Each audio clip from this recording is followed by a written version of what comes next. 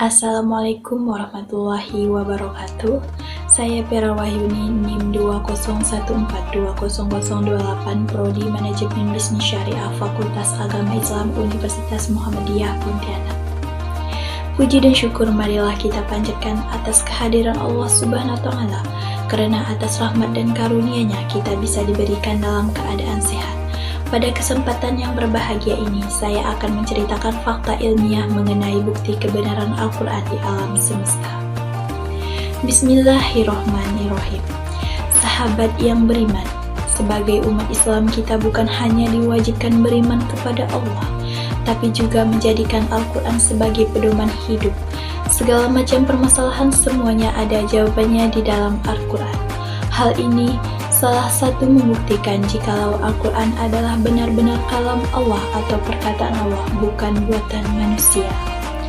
Seperti firman Allah Subhanahu wa Ta'ala dalam surat Al-Quran surat Fussilat ayat 53 yang artinya, kami akan perlihatkan kepada mereka tanda-tanda kekuasaan kami di segala wilayah bumi dan pada diri mereka sendiri, hingga jelas bagi mereka bahwa Al-Quran itu adalah benar. Masya Allah. Selain itu juga terdapat beberapa bukti kebenaran ayat Al-Quran yang mampu membuktikan secara ilmiah. Berikut 3 bukti kebenaran Al-Quran yang akan saya bahas terutama dalam sajian Islam. Yang pertama yaitu sungai di bawah laut. Sahabat beriman, pada dasarnya Al-Quran sudah menyebutkan tentang api di dasar lautan. Akan kami perlihatkan secepatnya kepada mereka kelak bukti-bukti kebenaran kami di segenap penjuru dunia ini dan pada diri mereka sendiri sampai terang kepada mereka bahwa Al-Quran ini adalah suatu kebenaran. Belumkah cukup bahwa Tuhan engkau itu menyaksikan segala sesuatu? Quran Surat Fussilat ayat 53. Dan dialah yang membiarkan dua laut mengalir atau berdampingan, yang ini tawar lagi segar dan yang lain masin lagi pahit, dan dia jadikan antara keduanya dinding dan batas yang menghalangi. Quran Surat Al-Furqan ayat 53. Benar saja, fenomena sungai di bawah laut ini ditemukan oleh seorang ilmuwan Mr. Jacques Cousteau. Ia adalah seorang ahli oceanografer yang ahli selam terkemuka di Prancis.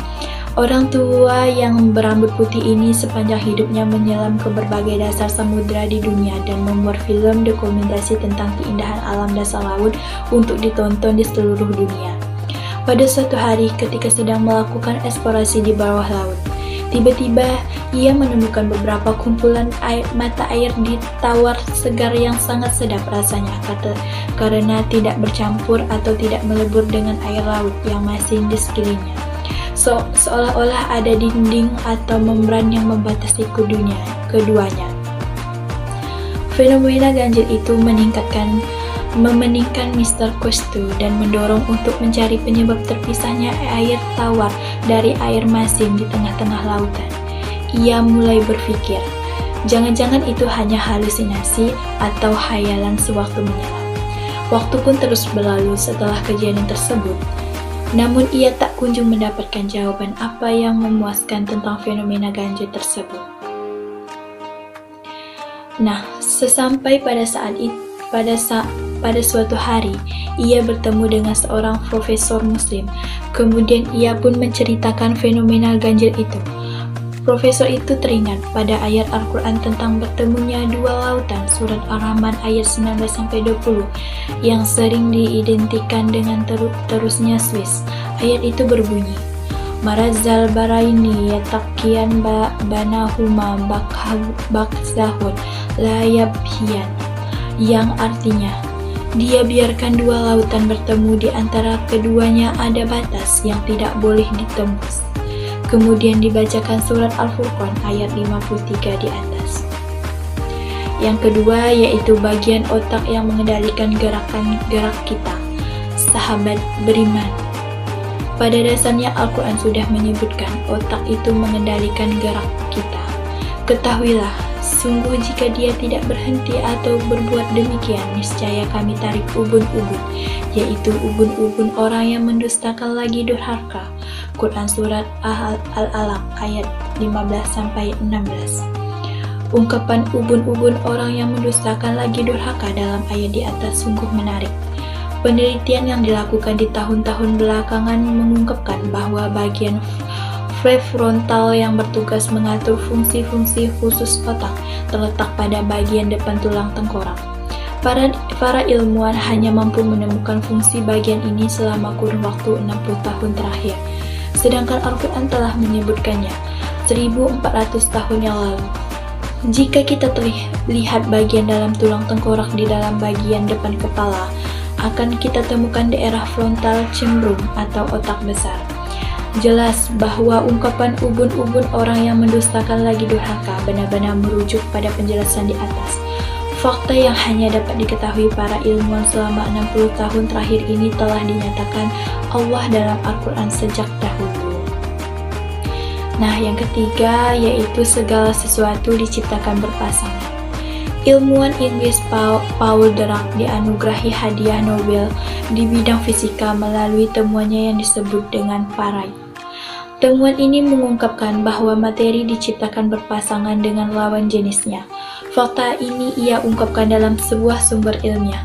Setiap partikel memiliki antipartikel dengan muatan yang berlawanan, dan hubungan ketidakpastian mengatakan kepada kita bahwa penciptaan berpasangan dan memusnahkan berpasangan terjadi di dalam vakum di setiap saat, di setiap tempat, jelasnya.